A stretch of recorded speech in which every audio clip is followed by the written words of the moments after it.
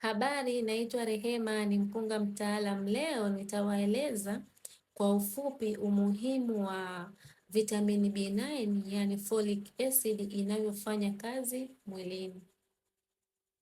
Folic acid inapofika mwilini hubadilishwa na kuwa form hai inayoitwa tetrahydrofolate, ambayo hii form hutumika moja kwa moja kwenye seli.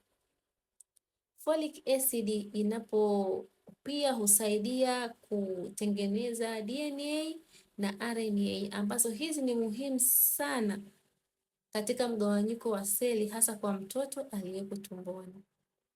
Na katika wiki za mwanzoni za ujauzito, folic acid husaidia neurotube defect kufunga vizuri sana na baadaye kuunda ubongo na mgongo wa mtoto. Pia folic acid husaidia kutengeneza seli nyekundu za damu na kuepusha upungufu wa damu mwilini kwa mama na kwa mtoto. Na ndio maana mama anayepanga kuwa mjamzito ama aliyekuwa mjamzito tayari hupewa folic acid mapema, kwa sababu folic acid ina umuhimu sana katika maisha ya mama na mtoto. Subscribe na follow ili kuweza kupata elimu ya afya ya mama na mtoto.